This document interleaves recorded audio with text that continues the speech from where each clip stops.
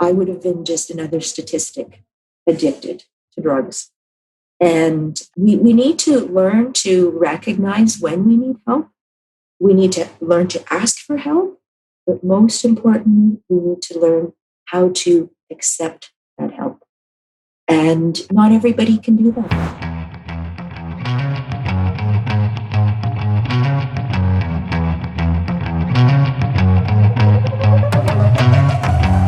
From Sixth Story, I'm your producer, Diana Hong, and you're listening to Rev Up Your Potential with Hilda Gann, the show where we talk with the entrepreneur next door about the stories behind their success and the lessons they've learned along the way. Today's guest is an engineer turned photographer based in Stouffville, Ontario, specializing in portrait and event photography. In this episode, she and Hilda will discuss how she transitioned from the engineering world to a career in photography, her experience with stress and anxiety, and how she learned to cope, the importance of knowing when to ask for help, and so much more. So please enjoy our conversation with Julie Williams. Welcome, Julie. Thank you, Hilda. It's a pleasure to be here. I'm so looking forward to our chat. And I think when I read your bio, when people have heard your bio before, engineer turned into photographer. Let's start with the engineering part of your career. Share a little bit about that. Sure. So, you know what? Actually, growing up, I always thought I would be a school teacher because, when you look back and you think of your formative years in grade school, who are the people that most influence you? And they're your teachers. Yeah. And, I have a particular teacher that I still remember to this day who, through sports and the extracurriculars that he enabled, the various basketball team, volleyball team, whatever it was, taking us on trips, that they went out of their way. So that was something that had made such an impact on me. And I remember in the house that I grew up in Toronto, I would write on the walls of the closet in chalk and then just erase it because I would pretend that I was a teacher. And particularly in French class, the French teacher had those felt cartoon, felt people that they would put on the board to teach you a story. And I would pretend that I had that. And so it wasn't until grade 10 that we had a career day. And one of the speakers was a professional engineer. She was in the petrochemical industry.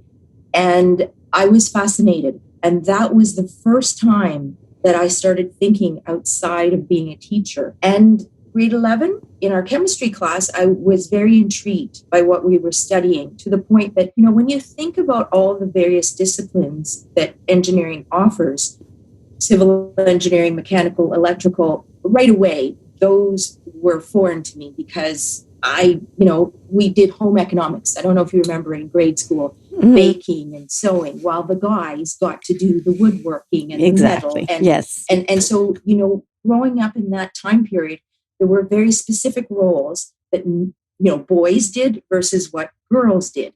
We had grade 12 and then grade 13, which is no longer, but the grade 12 chemistry class, yes, that's where it started, the wheel started turning, that the natural course, if I wanted to take engineering, would be then chemical engineering. And, I'll share something with you that really shocked me. In grade 13, when we applied to the various universities for their programs, I remember speaking with that same chemistry teacher. Now, I went to an all-girls high school. And so some of the males, that professors, they had very set ideas about what girls would develop and become of themselves after high school. And so he asked me after class what were my plans. And so I indicated that I had applied to the University of Waterloo for chemical engineering. And do you know what his response was? Okay, tell me. He said, "Why?" And I looked at him, and at first I thought he was joking. And then I looked at him again, and he was perfectly serious. And that absolutely shocked me. And the reason why he asked that was because he thought, you're going to get married. You're going to have kids. You're going to settle down. Why do you need a degree in engineering? And I think that if that didn't set my mind to getting in and persevering, I don't know what so else. He motivated you, but that's not the way to do it. Yes, exactly. It's sad that there are so many teachers out there that really question students about their career choices. my husband and I had our own engineering company, and people would say to me, like people who were Black, who said, I was told I should go to a community college and get a technician engineering degree.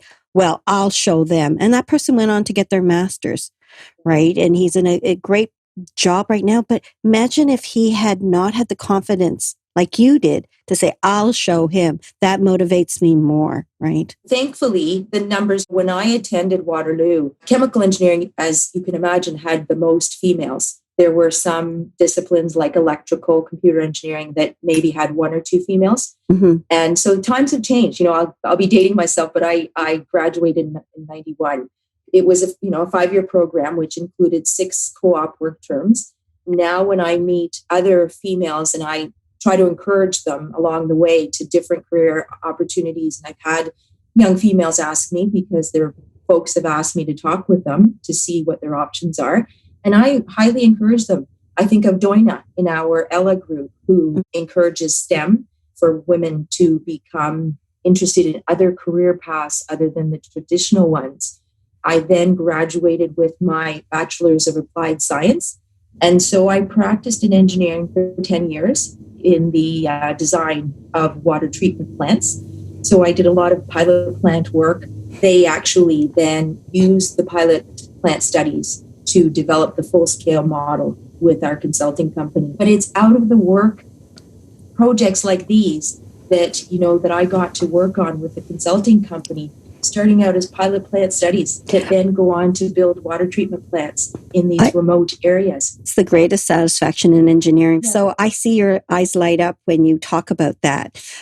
Let's fast forward a little and talk about the fact that at some point you did make a decision to go from chemical engineering and being in wastewater plants to now you're in photography. So what was the next step of along the way? I think the aha moment, well, so I raised 2 kids and they're university age. And so when my second was born and had some health issues, that's when, my husband and I made the decision that it made sense for me to stay home. And I thrived as a stay-at-home mom, being involved in my children's lives. And we lived next door to the school, the grade school that they attended. And so, went on all the class field trips, was inside the classrooms helping out at the play days with the camera, taking pictures. My kids are very athletic, and so they really enjoyed the extracurriculars in terms of being on all the school teams, as well as playing in rep soccer, hockey, figure skating, etc. With this came, me with my camera and snapping up all these pictures and sharing them with the parents. And then, the parents asking, well, do you do this? Because what they really appreciated was they were working parents and they couldn't be at all these activities. Right. But yet, one of the greatest compliments I get, Hilda, is the fact that were so thankful for these memories because they were not able to be in these places like I was. And so to them, it felt like they had been on the trips or that they had been at the volleyball tournament because the images captured the day. And so on a memorable trip out east, we went to Halifax. And of course, that's a photo op in and of itself. And I had my very first camera, and it was a digital because I was using my parents' camera, the film cameras. But it was my first camera, and I had invested in a digital camera, a Canon, and I was in heaven photographing all these things. We went into a gift shop because I wanted to get some postcards to send back home. And as I was looking at these postcards thinking, I can do this, and it gave me the idea that when I returned to Stouffville back home, that I would produce my own line of photo cards because I thought, I have done this. I've taken pictures of these very things on this trip. And so that's what I did. I sourced a nice cardstock and I customized it to be my own. I printed off 4x6 prints and then hand mounted them with a border and made up stickers at the back for contact information for myself. And I went to local stores, whether it was a winery, florist, various gift shops, and I asked them if they would like to carry it. So initially it was on consignment, and then from there, certain stores bought it outright, and that made it easier for me. So that's how it really all started. My signature line of photo cards, and then people also asking about family portraits, etc. Would that have been that you started That would doing have. that? So we went on the trip in 2007, Okay. and that's when I also registered the company and came up with the name Pretty in Pictures. Oh, I So love the 13 name of years your ago. company. Yeah, I love thank you. the name of your company. Yeah, It's interesting to hear how you know, the start of your company germinated. But can I just step back a second? And I do want to get back to this part. When you had to make that decision, was that tough? Was it tough to make that decision? Can you share a little bit about that? Yes, because as you can imagine, actually, my parents were entrepreneurs. They owned back in Jamaica. That's where my parents and my siblings were all born. My grandparents on both sides moved there. And so at the heart of it, my parents were entrepreneurs when I think about it. My father had a family business that he inherited from his father, and he dealt with the wholesale side, and my mom dealt with the grocery. I am the youngest of 8 children. We had a local maid that could help us. She was like a mom to us essentially as well, because with my parents so busy with the business, both aspects of the business, and we went to school as anybody else, but it really was growing up and learning through my siblings. And when we came to Canada, we had opportunities that we would not have had. So it was in 73 that my mom decided, because there was a lot of political unrest in Jamaica, a lot of violence, and she thought that was no place to raise children. So she left my dad. She left my dad, and she brought up 8 kids from 6 to 17 years of age and brought them to Canada. She had a sister and the husband that had already moved to Canada, and they helped in terms of getting us settled. And we lived out of a hotel for, I think, several months. And, my memories of my dad were him coming to Canada at Christmas time. And he would, I think I shared this during our LS session, he would bring up cartons of red fruit and crawfish and ackee the and rice. Things you can't get here at that time. But they were packaged up in newspapers, and it was fresh food that you would not be able to bring across the border on an airplane these days. But back then things were different. And I didn't understand that my dad wasn't living with us at the time. It took about 4 or 5 years before he finally settled and stayed with us as a family. And then we were a cohesive unit. But up until that time, it was my mom shouldering all that and raising us. And that we've all come out with post-secondary education, become professionals. All my sister has her PhD. One is a lawyer, one is an accountant. We're all, because of the hard working ethic of my parents and their parents, that this is the legacy that they left behind for us. That, if you want something, you have to go after it, and you have to have that mindset, and just showing us through their hard work that you can achieve. And that's what we have tried to instill in our children. I think each generation becomes that much more knowledgeable.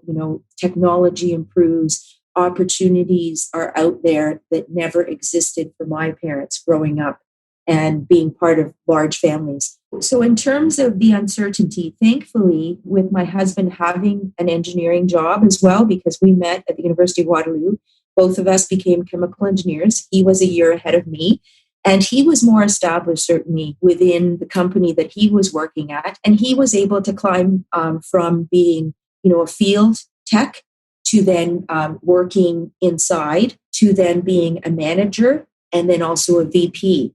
So by me staying at home and raising the kids, I know I'll never forget a beautiful note that his supervisor, at the time was the president of their group, had mentioned that he wrote a note to me and said, "Thank you for enabling Rob to do the things that he was able to do because I was able to stay at home and take care of the children. And so really because of the blessings that we have had, that my husband, through his job, I was able to stay at home. And so in the early years, you think about artists and how hard it is to make a living from being an artist. And because I had that stability in my husband's work, I was then able to experiment and take night courses for photography, do all those things that I needed to do in order to establish myself. So it started off innocently. We were very active in the clubs, between the figure skating club, the hockey, and the soccer club. And so the club turned to me to shoot. And that was part of the early beginnings of me and the photography, local clubs, the skating club, being on the executive, and also doing paid shoots for the during test days and all the other things. Creative side, or did it just evolve? I think, you know what, I always, as much as the arts was a love-hate thing with me in grade school, but eventually there came assignments that as you grew in maturity, I found that I could copy things quite well. I didn't have the artistic skills to just draw things from my mind, but I could certainly look at a picture and I could copy it very well. And I'll give you an example. One of the assignments that we had for, I don't know whether it was grade 7 or whatever else, and we had to write a book. So imagine J.R. Tolkien and The Hobbit and that whole entire series. I love that. I think it's the copy of The Hobbit where you see him and the door. And I was able to copy that so well as the cover of my book assignment. And so I found that joy in being able to reproduce and as the demand. So I never took art in high school. I tended to take more of the maths and the sciences, obviously, and then went into engineering. But in photography, that's where I find the balance of the technical with the creative. Actually, I'll share with you, David McLean posted about Ikigai. Are you familiar with that concept? No. It's a Japanese term, which essentially is, what is your reason? Oh, for no, being? I know what it is. Right? I was thinking of Icky, like as in sticky icky, but I just learned about Ikigai. That's amazing. Go ahead. Right? And so he posted that, and I shared with him that, that I love his posts. They're so informative and insightful. And he did the chart. It's like, can you imagine, you remember the Venn diagrams that have images overlapping, text overlapping? Because at the center of it all is, what is something that really resonates with you, your reason for being, but from which you can make a living? And for me, when I responded to him, I said that it was, because he was asking, have people found their Ikigai? And I said, it was through taking the #PhotographrsWithoutBorders course that I did. We talked about that. And my Ikigai is storytelling. And it's storytelling to these fabulous people that I have met, how to then, like Franz Clements, tell his story through images, through still, and now through video that I've incorporated to tell their stories. And it's that human connection to connect with people, whether it's on LinkedIn, whether that's your channel, or whether it's Facebook. With me as a photographer, it's been maybe a couple of months that I've had an Instagram. In this world and this age of electronics, we can get so overwhelmed and bombarded by all the things around us. For me, that's electronics, because as you can imagine, for me as a photographer, I have 3 camera vibes. I have my iPad. I have 2 laptops because the old one was on the brink of conking out on me, and a new one that I had purchased because my images are my livelihood. I cannot afford not to be able to access them. Yeah. And I have thousands of images from over the years, personal images, professional images that I've shot, archived for customers from years ago. Is very powerful. Both those with people, but those with nature. And I love seeing your photography. You shared that your last year, I think, was your busiest year, and that was very, very successful. Kind of share with us the journey of your photography and the growth of your photography, because I know you're deeply committed to your community and a photographer for which Stouffville. So share a little bit about that.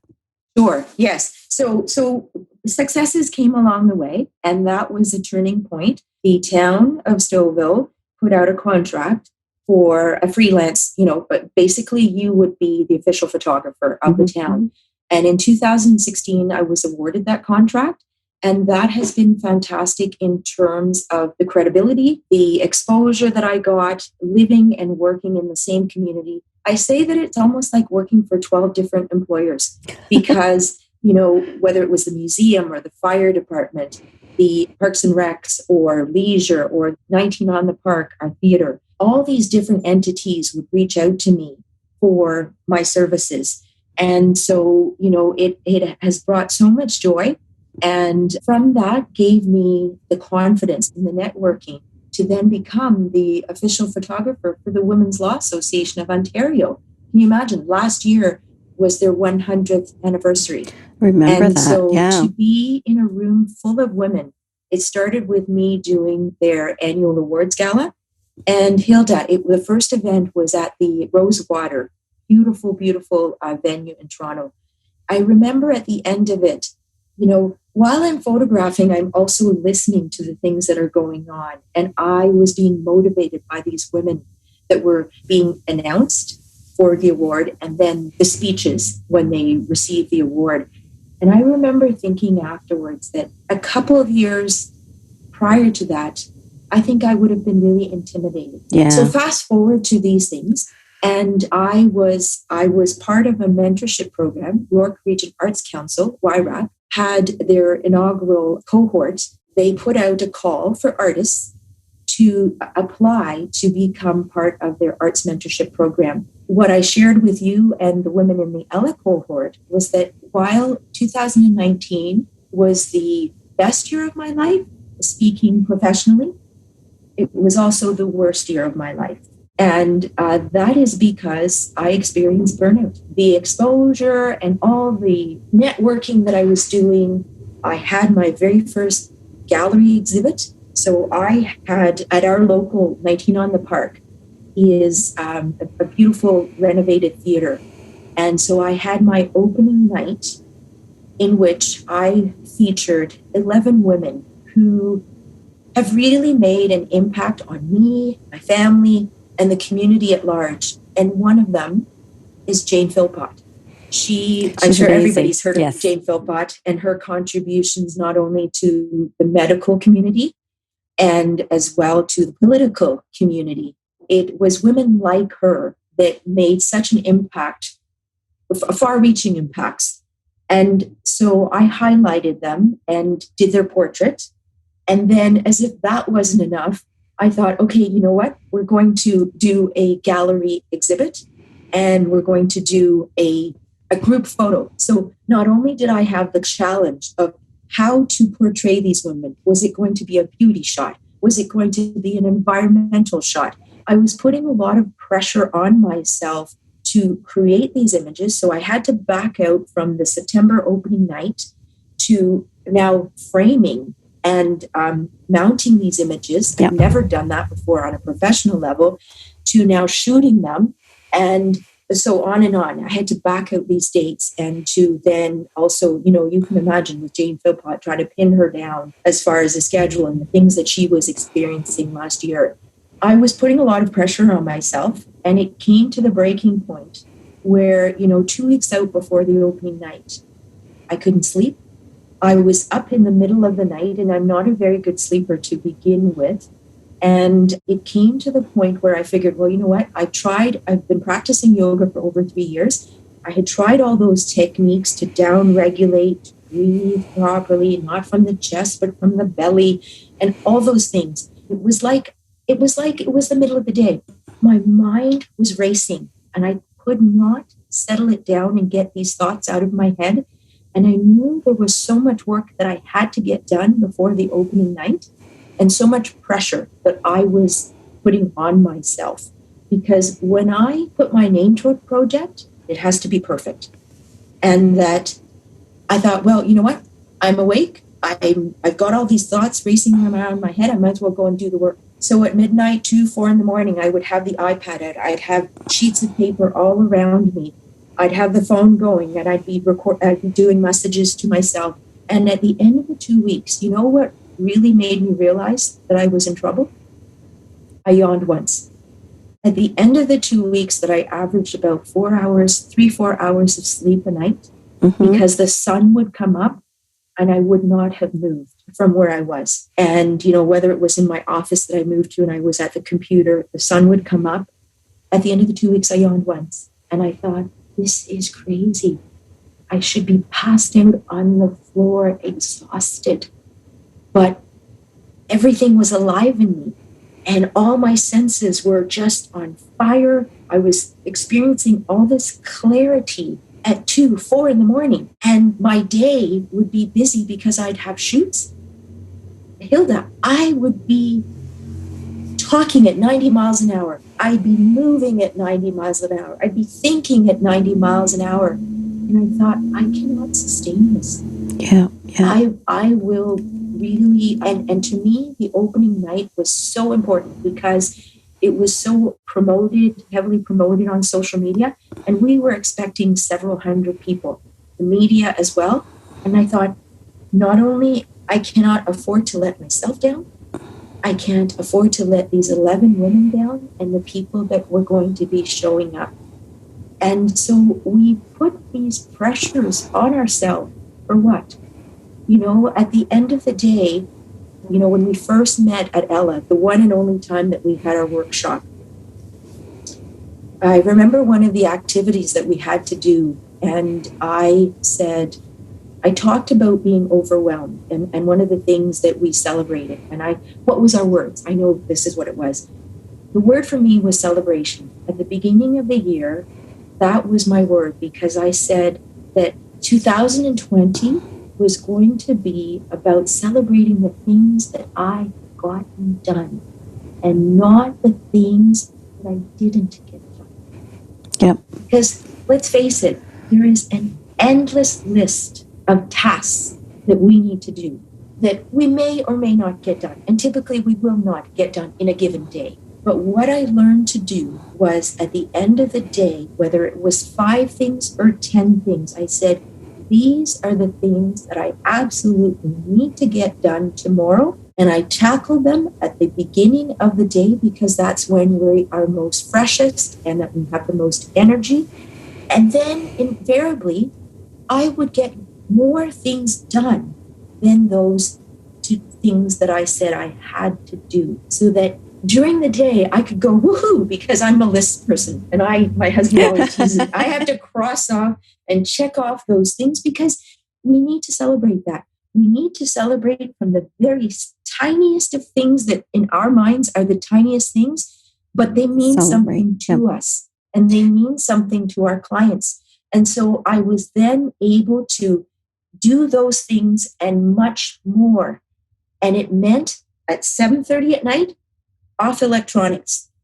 By 9 o'clock, I was upstairs watching because we're up here now on the 3rd floor, which is actually our rec room and whatever else. So our house is, upside down compared to other people's. But I would be up here at 9 o'clock watching a comedy or a movie, something else to get my mind off the task. Because as you can imagine, as a solopreneur and working from home, I did not have the punch-out clock that we do when we work in a physical office. So when in my consulting days, of course, while I checked out at a certain time, I would bring work home with me. But then there would come a point that I'd be, well, no, that's it. That I got that done, and I would have my personal life back.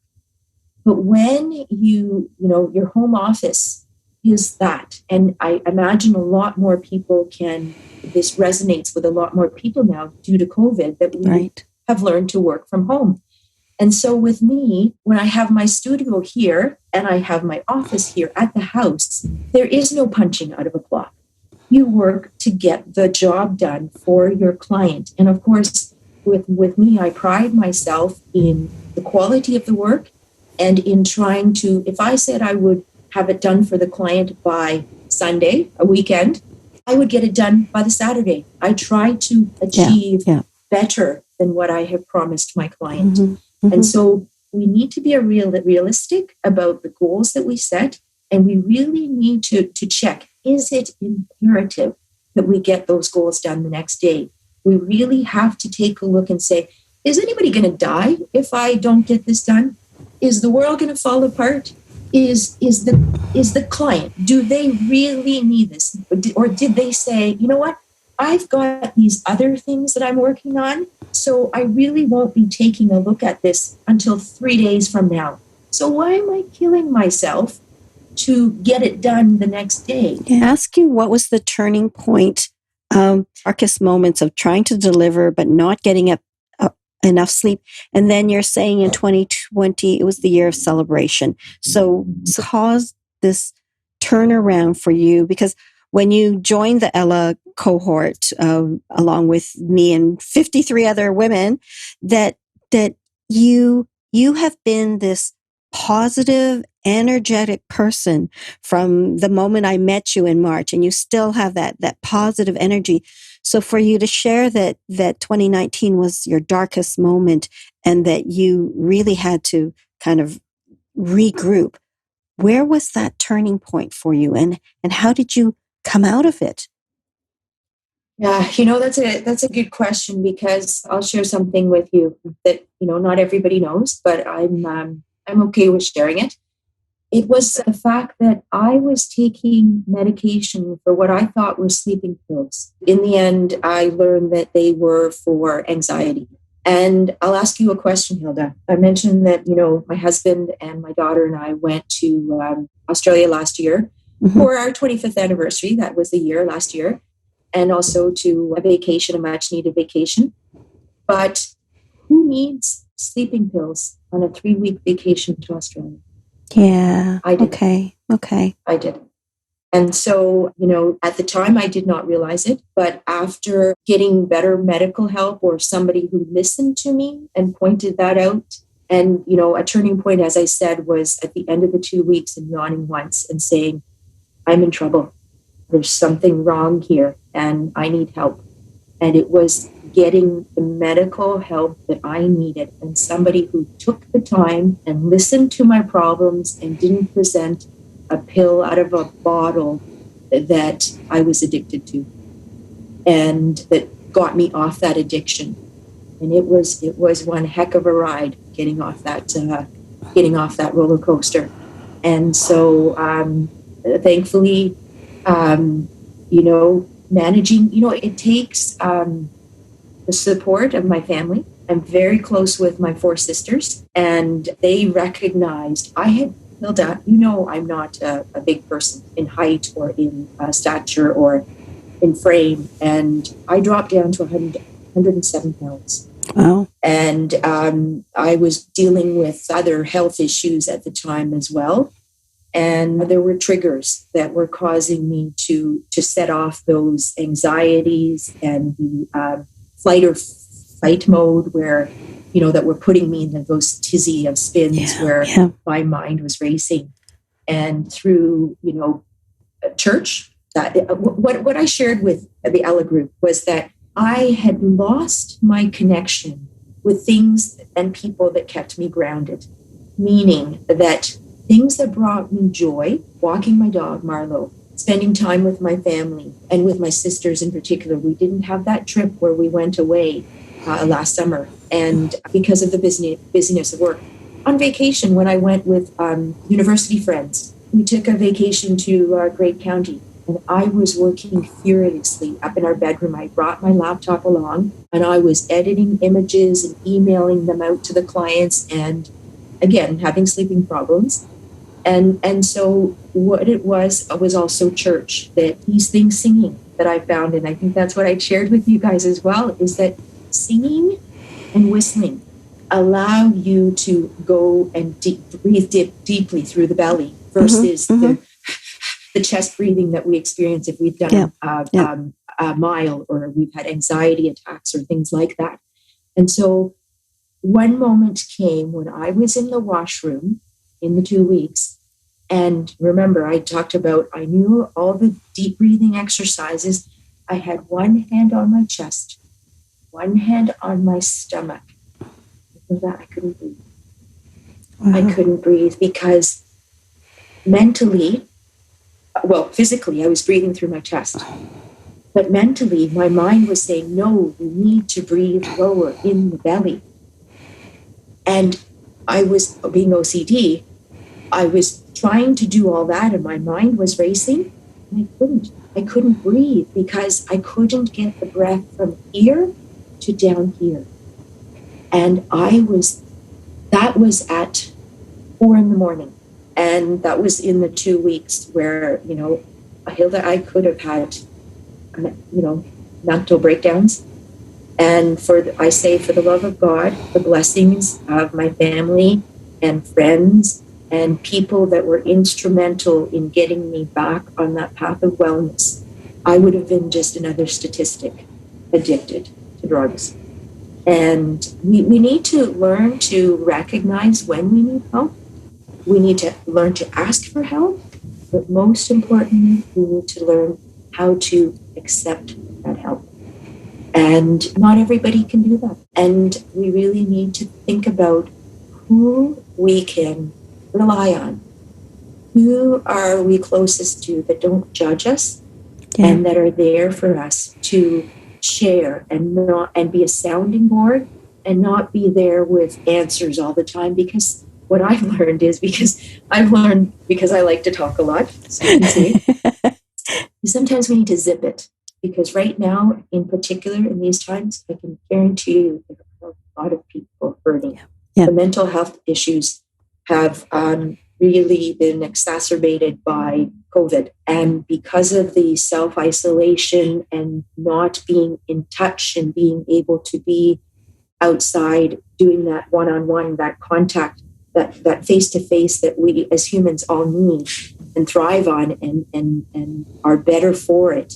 There are people who don't have those support systems in place.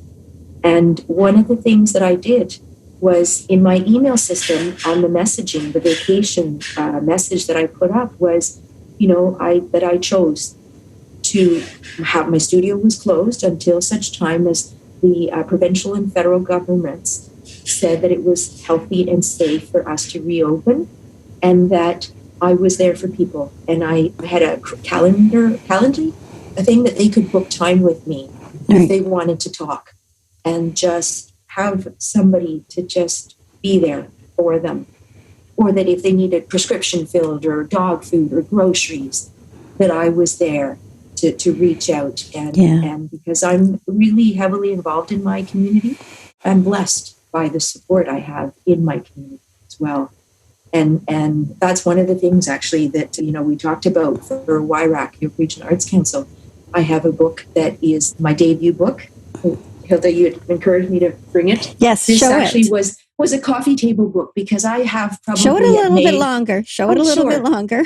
Let me show the back, because this has now become the cover of the book. And because as a photographer, I learned very quickly that, I'm not going to have somebody look through 400 pages of my vacation. I need to be a storyteller and highlight that in 20 pages. So I've probably made about 30 different coffee table books of, between, our vacations, a year in review of my kids, or celebrating 50th wedding anniversaries for my family or clients, etc. And so this was one of them, because it was the historic moment in Stouffville, York Region, where we broke 2 Guinness World Records for the longest continuous live concert, 18 days. And the record was held by a casino in Nevada for 15 and a half days. So originally the goal was 16 days, but a cafe in Motown in Detroit, who had held the record previously for 2 times, wanted to regain that record. And it was a massive, massive undertaking, over 450 performers. We had backups to the backups of the band, because could you imagine? You wouldn't want to lose it because the band didn't show up. And what happened, right?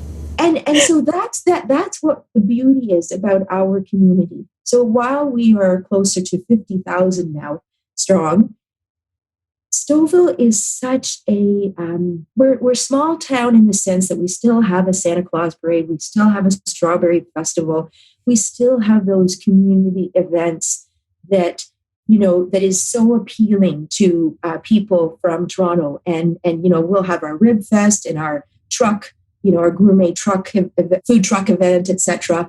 We still have that sense of community where people support each other. And so that's why with this book, my goal is to give back to the York Region Arts Council, because at a time when the arts industry, already so underserved, has been really impacted at this time. Imagine live concerts. When will we see events like that where we can gather in the thousands and have a rock concert, or our children's play, Christmas play, or, track and field events, etc.? And so with this book, my goal is to raise $5,000 for York Region Arts Council, and it's through the sale of 1,000 books. I wanted to, with the hardcover, was to donate $5 of every book to YRAC. And so I had to reach out to get printers who can then print more cost effectively than the lab that I had chosen to print with. Listening on the radio to this desire to break the Guinness Book of World Records. And I was myself south of Whitchurch, Stouffville, and I got hooked in listening to what was happening and rooting. So to know somebody who was in the thick of it and capturing the moment, and you definitely, Julie, are a storyteller. There's tons of stories. But I'm cognizant that our listeners are also absorbing this. What I want to do is I want to thank you for sharing your journey with us, and particularly for opening your journey, your depression, because I think we have to speak up, and people need to have the courage to speak up, because I think so many people just kind of turn the other way and look and ignore. And what you shared too was that people need to recognize that they need help, and those people that seek help from not one source but multiple sources can recover quicker. And during the course of Ella, which is a program for women entrepreneurs, because we keep mentioning it, that Julie and I were fortunate to be part of, we need various sources to help bolster us. And all I saw from you was this positive energy, this woman that had everything going for her. And then you revealed the story of how you had a darker moment in life and how you came. So thank you very much for sharing that part of it, and sharing insights about entrepreneurs and solo entrepreneurs and how we do need the support of each other. I want you to share with people, how do they get a hold of you? Thank you, Hilda. It's been such a pleasure being on your show, and you have been such a light as well. Thank you for having me. My email is info prettyinpictures@gmail.com. And my website, or portfolio as I call it, is prettyinpictures.ca. And I'll share with you actually that I'm hoping to launch my e-commerce site. I've gotten my domain name, so it's julie-williams.ca. So that is under construction, but hopefully that will be launching fairly soon. So the phone number, 647-465-3967, for anybody that would prefer to call me or to text me. I'm open to that as well. So thank you again, Hilda. It's been a delight speaking with you. Well, thank you. And people have heard the stories. They haven't seen the amazing pictures. They've seen your children's pictures, but some of the photography that I see, it's just a delight to watch. And I just remember the sunflowers that you showed one day on your LinkedIn post, and they, to me, sunflowers stand like soldiers, looking at whatever way the sun is, and it just speaks to your ability to capture things in pictures and capture stories. So again, thank you from the bottom of my heart for coming on today. Really, really appreciated that.